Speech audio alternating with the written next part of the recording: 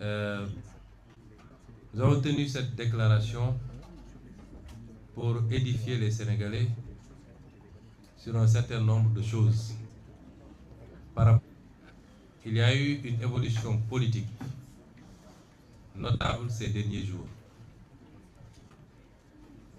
Le vendredi, coïncident à quelle date?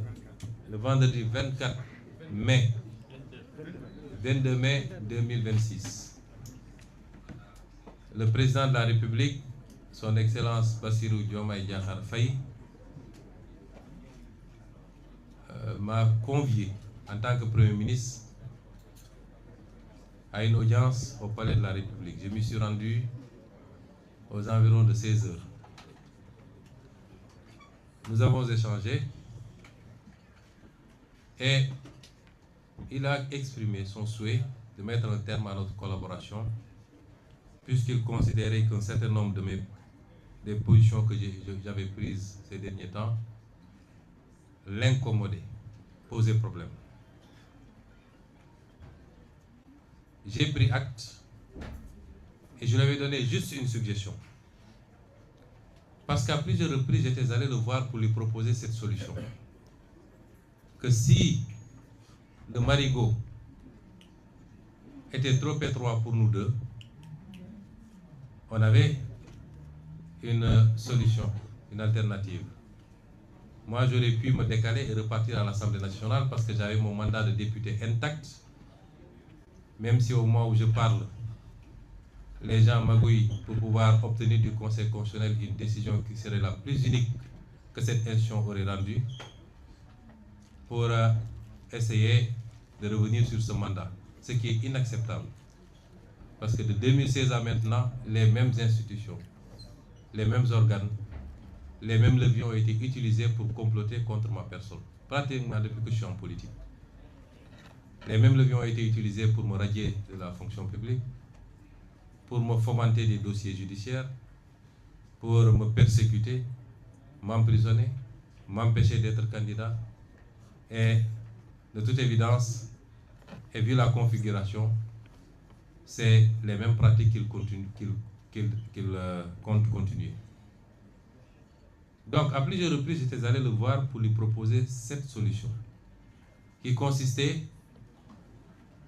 de manière concertée, à ce que je puisse me décaler moi vers l'Assemblée nationale, qu'ensemble nous discutions pour choisir un Premier ministre issu du parti, parce que c'est le parti qui est majoritaire, que nous discutions à la formation d'un gouvernement et que nous puissions ensemble continuer à cheminer. Ce qui n'aurait pas empêché moi, à partir de l'Assemblée nationale, à continuer de l'aider dans ses tâches. Je lui ai proposé ça à 3 reprises, notamment au sortir des élections législatives où j'avais conduit la liste de PASTEF qui était arrivée majoritaire avec plus de 80% des députés élus. Mais à chaque fois, il avait rejeté la solution en me disant que ta place est à côté de moi, dans l'exécutif, parce qu'il y a beaucoup à faire. On aurait pu le faire de cette manière, amiable. Mais il a choisi une autre voie. Il me l'a notifié, j'ai pris acte. Mais je lui ai suggéré, la seule chose que je lui ai demandé, je lui ai dit, Monsieur le Président de la République, ce pays ne peut pas se passer d'un gouvernement sérieux. J'ai été Premier ministre pendant 2 ans, je sais ce qu'il en est.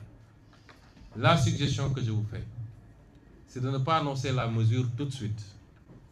Qu'on se donne 24 heures à 48 heures au maximum, le week-end, pour discuter ensemble des modalités pratiques de matérialisation de cette décision.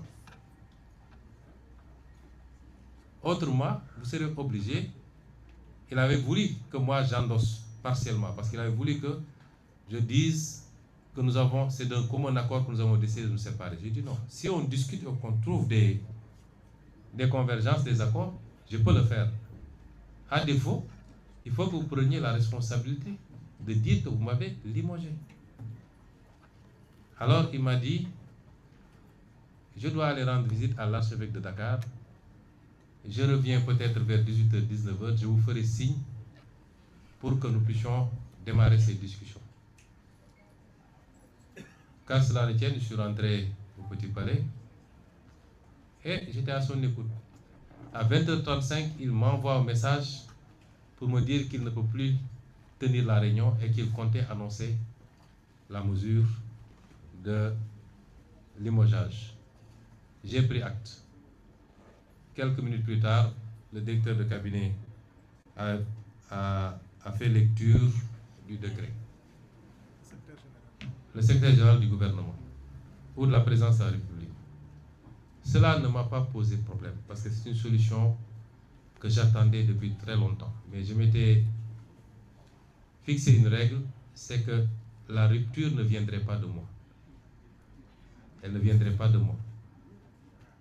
Et donc, je suis rentré le même jour à mon domicile et nous sommes restés chacun de son coin pendant au moins 3 jours, si je m'abuse. Jusqu'au lundi.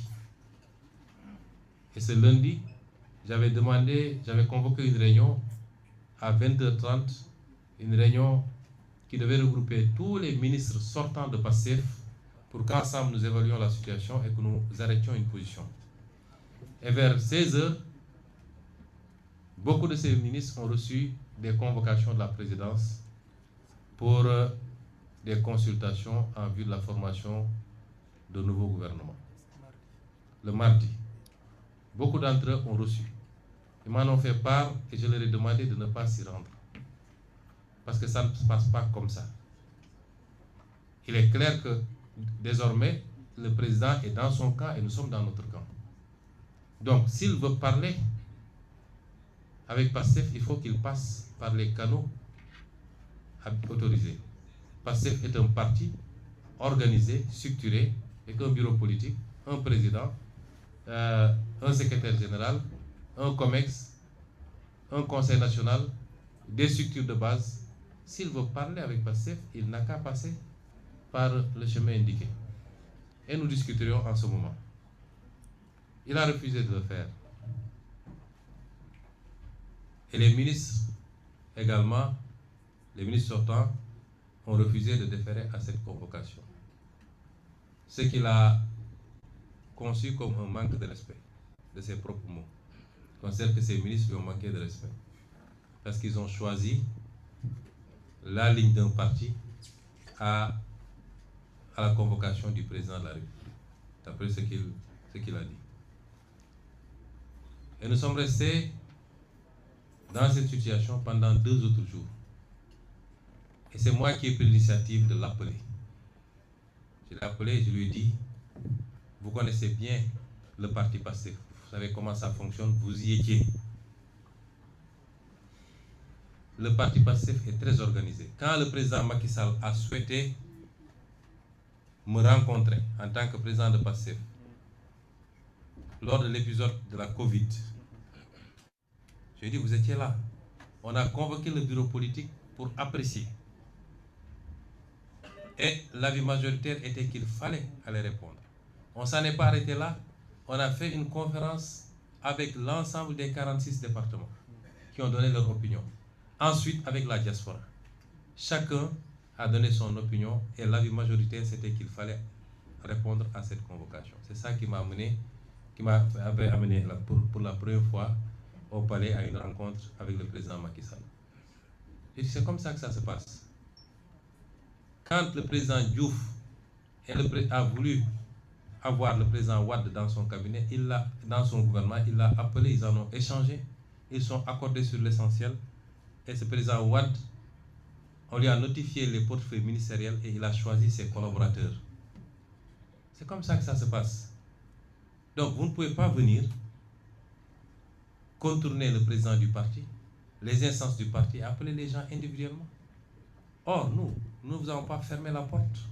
Si vous m'appelez, malgré tout ce qui s'est passé entre nous, toute la discourtoisie qu'il y a eu dans nos relations, et malgré tout ce qu'on a fait pour vous, mais malgré tout, si vous m'appelez, je viendrai répondre. Et on discutera. Il a refusé en disant qu'il ne recevrait pas. Je lui ai dit maintenant, j'ai l'impression que le problème est devenu un problème personnel. Je ne sais pas qu'est-ce que je vous ai fait. Je ne sais pas pourquoi il y a une fixation sur ma personne. Je ne sais même pas si c'est une fascination. C'est pas quel est le problème. Mais je m'écarte et je désigne 4 membres du parti qui sont tous des caciques de ce parti et qui ont tous une relation particulière avec toi. En l'occurrence, M. Alioune Sall, ici présent, M. Birame Souleye Diop, ici présent, M. Daouda Ngom et M. El Malick Ndiaye. Il m'a dit je ne vais pas les recevoir parce qu'ils m'ont manqué de respect, quand cela ne tient. J'ai essayé de le convaincre, finalement il a dit le Premier ministre va les recevoir. Ils sont allés voir le Premier ministre et ils ont discuté sur les questions que le parti avait soulevées, notamment la gestion de la dette, le pouvoir d'achat des Sénégalais, son maintien, à défaut de baisser au moins son maintien au niveau actuel. Ça a été un combat pendant des mois et des mois à la primature. Ensuite, la question des renégociations des contrats stratégiques du pays, sur laquelle nous avons eu des résultats appréciables. Et enfin, la question de la justice et la reddition des comptes, qu'on avait promis aux Sénégalais, mais qui est totalement sabotée depuis qu'on est là. Et sabotée de l'intérieur. Ce qui fait qu'en 2 ans, il n'y a rien qui a été fait au niveau de ces dossiers. Rien de consistant en tout cas. Il dit ces questions, c'est des préoccupations du parti. On a discuté, il a pris l'engagement en disant qu'il m'a avoué qu'il n'avait pris aucun engagement, lui et son ministère des Finances, vis-à-vis du FMI, allant dans le sens de restructuration de la dette, qu'ils ont maintenu la même position et qu'ils travaillaient sur une solution différente, notamment de garantie. D'accord. Sur la question du pouvoir d'achat, il a dit qu'autant que possible, ils feront tout pour ne pas augmenter ou libérer les prix, ou appliquer la vérité des prix sur certains produits qui sont subventionnés, mais que si ça devenait intenable, ils seront obligés d'appliquer la vérité des prix. De la même manière, la dette, si la situation devenait intenable, ils seraient obligés d'accepter la restructuration. À propos des négociations, il a dit que rien n'a changé, sauf qu'il faut qu'on regarde au cas par cas parce qu'on commence à avoir des notifications de contentieux. Et enfin, à propos de la justice, il considère qu'on a la meilleure justice du monde. Je ne parle pas de la justice de manière générale d'ailleurs, parce que je sais qu'il y a d'excellents avocats, d'excellents magistrats qui font bien leur travail, et Madame le ministre de la Justice le sait. On parle spécifiquement de dossiers que vous connaissez. Et lui, il considère que ça se passe très bien, ce qui n'est pas mon cas, et ce qui n'est pas le cas de la majorité des Sénégalais qui considèrent qu'il y a un problème de justice dans ce pays. Et le casting qui a été fait au niveau du ministère de la Justice ne nous rassure pas, parce que voilà un acteur qui était au cœur des dossiers traités par certaines juridictions. Moi-même, j'ai eu à être contacté plusieurs fois par rapport à certains dossiers. Mais nous allons apprécier. Nous avons nos doutes, mais nous allons apprécier. Et nous ferons le nécessaire à partir de l'Assemblée nationale, rassurez-vous. Donc, toutes ces réponses sont en demi-teinte. Et sur la dernière question, elle n'est pas convaincante. Ça veut dire que je n'ai pas été convaincu. Ensuite, nous avons discuté du gouvernement. Je lui ai dit, PASTEF est le parti majoritaire qui détient 130 députés sur 165 à l'Assemblée nationale. C'est le parti majoritaire. En démocratie, si les choses se passaient normalement, si vous avez un problème avec le Premier ministre, si c'est le Premier ministre lui-même qui vous pose problème, vous demandez au parti majoritaire de désigner un autre Premier ministre et de former un gouvernement. Et je vous l'avais proposé depuis très longtemps. Vous ne l'avez pas fait et vous êtes allé prendre un Premier ministre qui n'a rien à voir avec notre combat. J'en profite pour lui demander de rester technocrate, de sortir du jeu politique, puisqu'il a été choisi pour être un technocrate, d'après ce qu'on nous dit. Il n'a qu'à s'en limiter à ça, parce que je sais beaucoup de choses sur ce qui se passe et ce qu'il fait. Par courtoisie, j'ai été très courtois avec lui jusqu'à présent. Il ne faut pas qu'il nous provoque. M. Monsieur le Premier ministre Al-Amin Lo, restez à votre place. Le champ politique n'est pas le vôtre. J'ai dit, vous n'avez pas choisi. Vous n'avez pas donné la possibilité de choisir. Vous choisissez sans nous informer. Et malgré tout, on ne boude pas. Pour la formation du gouvernement et la courtoisie de nous appeler, on discute. Moi, je suis décalé, je n'ai pas de problème, mais je suis le président du parti. Et si tu ne veux pas parler avec moi, mais accepte de parler à mes émissaires. Il n'en a pas voulu. Donc, depuis temps-là, il a demandé, il a accepté que les émissaires rencontrent le Premier ministre. Ce qui a été fait, celui-là a enregistré et a promis de rendre compte au président qui ne reviendra. Le lendemain, il a appelé pour dire que le président allait me contacter pour qu'on discute. Il ne l'a pas fait. 2 jours, 3 jours, 4 jours, jusqu'à hier, avant-hier nuit, il m'a envoyé un message vers 23h pour me demander de passer au palais. Ce que je ne pouvais pas faire. Et on s'était donné rendez-vous le lendemain, c'est-à-dire hier matin à 8h. Je me suis rendu, nous avons discuté de toutes les questions que j'ai soulevées. Il a donné les réponses que je vous ai dites. Et ensuite, on a discuté de la formation du gouvernement. Il dit, nous sommes le parti majoritaire. Qu'est-ce que vous mettez sur la table? Parce que nous, si on s'engage, c'est nous qui donnons caution politique au gouvernement. Parce que je ne vois pas de formation politique digne de ce nom, capable aujourd'hui d'assumer la place de Pastef. Et on ne peut pas former un gouvernement, gérer un exécutif sans une assise politique sérieuse. Ça n'existe dans aucun pays du monde. Ce qui se passe est inédit. Hier, on a eu un gouvernement qui est un gouvernement suspendu, sans ramification, sans assise politique.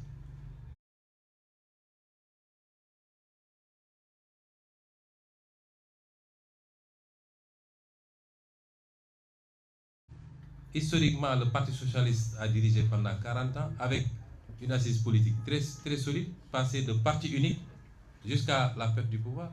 Le PDS pendant 12 ans, avec un parti démocratique solide et des satellites autour. Aucune légitimité politique structurée, sérieuse, capable de jouer ce rôle. Donc, si Pastef devait continuer, c'est Pastef qui constitue ce socle-là. Vous ne pouvez pas avoir ça et nous dire entrer au gouvernement parce qu'il y a des sucettes à se donner. Non, ce n'est pas ça qui nous intéresse. Aucun de ces ministres n'entre dans un gouvernement pour un salaire ou pour un sans-frontière. Non, nous entrons parce que nous croyons à ce pays-là. Nous entrons parce que nous sommes des patriotes, nous avons des compétences. Même ça, il n'a pas été en mesure de me le dire. C'est moi finalement qui lui ai dit, si j'en déduis, si j'analyse un peu les convocations que vous aviez faites, si je retiens, j'analyse les convocations que vous avez faites le premier jour, vous avez convoqué 7 ministres de Pastef. J'en déduis que c'est ces 7-là que vous vouliez nommer en réalité. C'est là où il a finalement avoué qu'il voulait proposer 7 portefeuilles sur un gouvernement de 30 ministres avec 0 portefeuille de souveraineté à Pastef. Et parmi ces 7-là, il y en avait 3 que nous ne considérions plus être des représentants de Pastef. Parce qu'ils ont outrepassé les consignes du parti pour aller répondre individuellement. Notamment le ministre Bala Moussa Fofana, le ministre Si, comment ça s'appelle? Ibrahim Si. C'est bizarre, je n'ai jamais pu retenir son nom, son prénom d'ailleurs. Ibrahim Si, le ministre Yankouba Diémé. Je lui ai dit, si on devait s'accorder, même ces 3-là ne sont pas des ministres de Pastef. Et si je les enlève des 7, ça veut dire que vous nous proposez 4 postes ministériels sur 30 et aucun portefeuille d'État pour un parti majoritaire. Comment vous pouvez envisager ça? Bon, de fil en aiguille, il m'a dit, bon, je peux aller jusqu'à 8. J'ai dit, monsieur le président, nous ne demandons pas des postes ministériels. Si Pastef doit siéger au gouvernement et assumer tout le bilan, parce que quand ça va marcher, on va dire c'est Diomaye, mais quand ça ne marche pas, on va dire que c'est Pastef. C'est comme ça que ça marche dans ce pays. Nous, on n'a rien à gagner à entrer dans ce gouvernement. Nous avons fait 2 ans à la primature avec un gouvernement majoritairement passif. Notre bilan est largement positif. Nous avons bloqué les prix, nous les avons baissés, nous avons renégocié les contrats, nous avons révélé la dette cachée, nous avons respecté toutes les échéances de la dette, nous avons tenu tous les engagements de l'État, nous avons réussi les grands programmes sur les campagnes agricoles. Notre bilan est positif. Nonobstant l'héritage très difficile avec cette dette cachée, nous ne gagnons rien aujourd'hui à entrer dans le gouvernement. Si on y entre, c'est par patriotisme. Nous avons beaucoup à perdre en entrant dans ce gouvernement, avec un président dont nous ne savons plus l'orientation. À partir de ce moment, Pastef n'entrera pas dans un gouvernement où il ne peut pas avoir au moins la moitié des portefeuilles ministériels, avec des portefeuilles de souveraineté, avec une continuité à l'Assemblée nationale, et nous allons vous accompagner. Il est resté figé dans ses positions. Je dis d'accord, je vais rendre compte. J'ai rendu compte à l'ensemble des ministres qui ont rejeté et l'ensemble des autres membres du parti qui ont rejeté totalement, massivement et sans exception. Et c'est pourquoi ensuite je l'ai appelé pour lui notifier la décision du parti de ne pas rejoindre un gouvernement dans ces conditions. Je sais que l'accouchement a été très difficile. La formation du gouvernement a été très délicate. Jusqu'à la dernière minute, on appelait à gauche, à droite, sans avoir eu le temps de contrôler même les profils pour proposer des portefeuilles ministériels.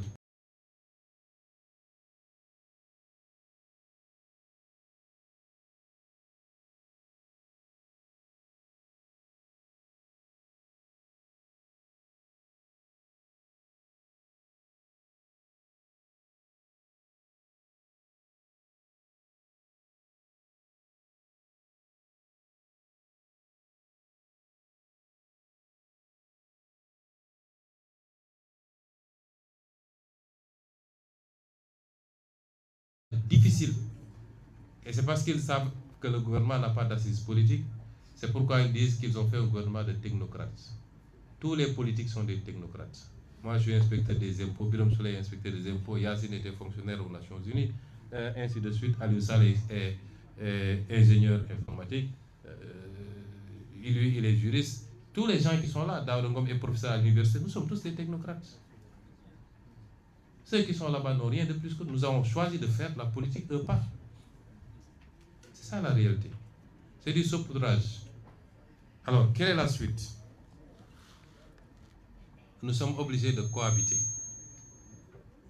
J'ai alerté le président il y a quelques mois. J'ai été le premier à parler de cohabitation douce. Ça aurait pu être dans la configuration qui était en vigueur en ce moment. Et il n'en a pas eu, il n'en a eu cure. Nous sommes, qu'il le veuille ou pas, dans une situation de cohabitation. Il n'a pas un seul député à l'Assemblée nationale sur 165. Un seul. Pastef a 130 députés sur 165.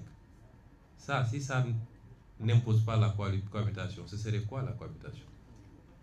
Il faut qu'il arrête qu'on le pompe pour lui dire c'est toi le président, tu as tous les pouvoirs. Il n'a pas tous les pouvoirs. Il n'a pas plus de pouvoir que les autres d'ailleurs, actuellement, dans la configuration actuelle.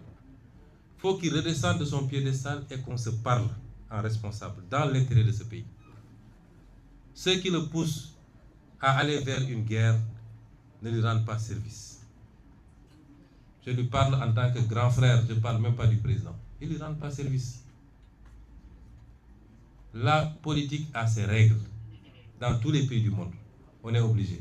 Même dans les pays où le régime est présidentiel strict, comme aux États-Unis, quand le président perd les élections de mi-mandat, il est obligé de faire avec un congrès où il est minoritaire et il négocie pour ne pas avoir de shutdown et qu'on lui adopte son budget. C'est ça la démocratie. Parce que c'est la volonté populaire qui s'est exprimée et qui a dit je confie l'Assemblée nationale à cette force politique. Il faut respecter cela. S'il ne le fait pas, il va nous entraîner vers une crise dont le pays n'a pas besoin. les Sénégalais sont fatigués. Ce qu'ils attendent de lui, en tant qu'exécutif, avec son gouvernement, son budget, c'est de faire moins de politique politicienne. Et malheureusement, il s'est encadré de gens qui ne font que ça, et de se mettre au travail. Nous sommes là pour l'accompagner. Et c'est pourquoi j'ai dit tout à l'heure que si je le voulais et si Pastef le veut, demain, en tout cas dans 72 heures, ce gouvernement peut tomber. Parce qu'on a la possibilité de censurer. Mais on n'est pas dans des histoires de vendetta. Nous nous préoccupons d'abord de l'intérêt supérieur de ce pays. Et c'est pourquoi nous ne censurerons pas. Nous allons les accompagner. Et je lui ai dit ça hier dans son bureau. Ton adversaire, ce n'est pas nous. Même en perspective 2022, 2029, ce n'est pas nous tes adversaires. Ce n'est pas nous. Si tu veux avoir quelque chose en 2029, réponds aux préoccupations des Sénégalais. Quand vous gérez le pouvoir, votre bilan, ce n'est pas est-ce que j'ai pu liquider tel homme politique, etc. Il faut demander au régime qui était là. Votre bilan, c'est est-ce qu'on a réglé les questions du pouvoir d'achat, d'adduction d'eau, d'électricité, de soins de santé, ainsi de suite. C'est ça le bilan. Donc qu'ils se mettent à ça et nous sommes là pour l'accompagner. Tout ce qui incombera à l'Assemblée nationale dans le vote de la loi, dans l'exécution, l'accompagnement budgétaire, dans le contrôle des politiques publiques, dans le contrôle de l'action gouvernementale, tout ce qui est du pouvoir de l'Assemblée nationale, nous sommes là pour le mettre à disposition et accompagner pour qu'il réussisse. Parce que s'il réussit, nous aurons réussi, nous également. Nous en sommes là. Mais il faut être deux pour faire la paix. Il faut être deux pour faire la paix. Et les provocations ont déjà démarré. Parce que tout ce qu'ils sont en train de faire, convoquer des députés en pleine session, vouloir les arrêter dans l'enceinte de l'Assemblée nationale, arrêter à gauche, à droite des militants, c'est pour essayer de provoquer Pastef, de provoquer une réaction, surtout au niveau des jeunes, et de pouvoir communiquer sur une image d'un parti qui serait un parti belliqueux, un parti, etc. C'est pourquoi j'en appelle encore une fois aux jeunes. Restez calmes. La directive a toujours été la même depuis longtemps. Restez calmes et sereins. Continuez le travail politique qu'on vous a confié, de massification, de communication, d'organisation. Certaines déclarations, ça n'apporte rien au parti. Certains comportements n'apportent rien au parti. Donc la paix, il faut être deux pour la faire.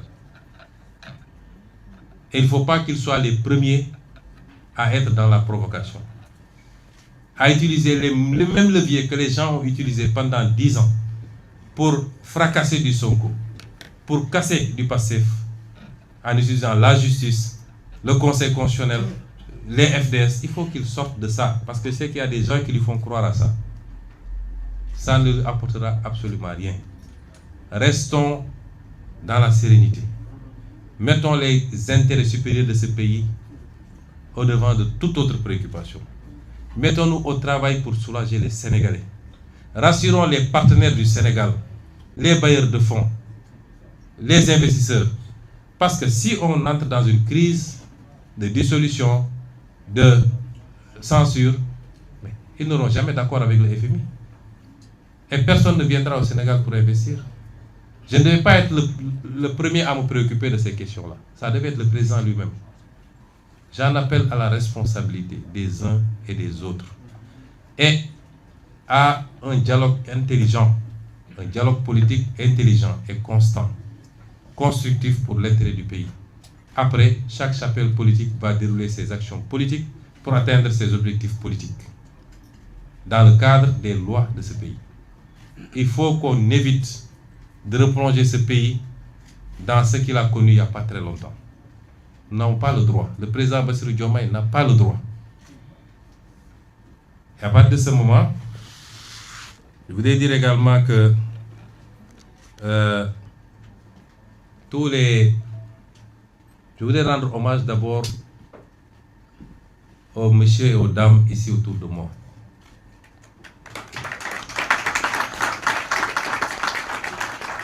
Partout au Sénégal, partout en Afrique, votre attitude a été saluée parce que c'est pas courant en Afrique d'avoir ces postes. Je disais ce matin que PASTEF est en train de hisser le jeu politique au Sénégal à un niveau qu'on n'avait jamais imaginé. Souvent, on voyait dans ce qu'on appelle les grandes démocraties, ces configurations, etc. Tout le débat, est-ce qu'on peut le faire, le réussir tous ensemble, avec l'opposition, avec le pouvoir, sans abîmer nos institutions et sans rouvrir la porte au vieux démon. C'est ça le débat. Mais ce qui se passe actuellement, c'est un niveau de démocratie qu'on a rarement vu, même ailleurs, dans ce qu'on appelle les grandes démocraties. Et on le doit à PASTEF. Tout ça, on le doit à PASTEF. Et donc, ces hommes et ces femmes ont rendu aux Sénégalais leur dignité, leur fierté, de pouvoir dire qu'il y a toujours des Sénégalais qui sont comme ça. Des Sénégalais que rien ne peut compromettre. Les Sénégalais qui savent qui ils sont, qui ont des convictions fortes, qui ont un honneur et une dignité. Ils en font partie. Le président de l'Assemblée nationale a posé le premier acte l'autre semaine, aujourd'hui, sur 20 ministres de PASTEF, plus de premiers ministres, ce qui fait 21. Il n'y en a que 5 qui ont cédé aux sirènes du pouvoir. 5. C'est un exploit qu'il faut saluer à sa juste valeur. Je ne vais pas revenir sur les DG, je crois que le message est passé à Wolof. Et je voudrais terminer par réitérer mon appel aux militants, aux militantes et aux sympathisants et sympathisantes. Restez calmes. Restez calmes. Aussi bien sur le plan verbal que sur le plan comportemental. Le projet PASTEF est le projet majoritaire dans ce pays.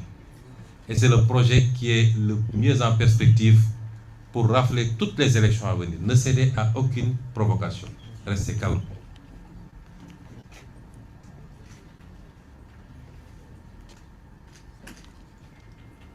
Je voudrais demander aussi aux directeurs généraux et autres, j'ai dit que ce n'est pas la peine de revenir, mais de revoir un peu le message que j'ai délivré en langue Wolof. Et enfin, je voudrais rappeler la nécessité d'une mobilisation exceptionnelle pour le congrès, le premier congrès du parti qui est prévu pour le 6 juin. Je n'avais pas besoin de le faire d'ailleurs, parce que quand c'est passif, c'est forcément grand. Mais c'est un congrès qui arrive dans un contexte particulier. Donc la mobilisation c'est le 7, les travaux c'est le 6. Et je voudrais enfin souhaiter une très bonne chance à nos Lions U17 pour la finale de ce jour. Nous leur souhaitons plein succès et qu'ils nous rapportent ce trophée également, qui viendrait rejoindre tous les trophées qu'on a eus ces derniers temps. Et j'en profite d'ailleurs, j'ai félicité tous les ministres parce que tous les ministres de PASTEF ont été très bons. Mais puisque je parle de sport, Madame Khadija Ndiaye a été sublime et en très peu de temps nous a permis de faire des résultats, de gagner une Coupe d'Afrique, d'aller à la Coupe du Monde, de gagner pour les U20 je crois, d'être en finale pour les U17, d'avoir fait les réformes dans un milieu très difficile qu'est le monde de la lutte. J'aurais pu le dire pour chacun de ces ministres, c'est vous dire que les ministres de PASTEF sont de très bons ministres et ils vont avoir, Inch'Allah, d'ici quelques temps, la possibilité de continuer ce qu'ils avaient démarré. Je vous remercie de votre attention.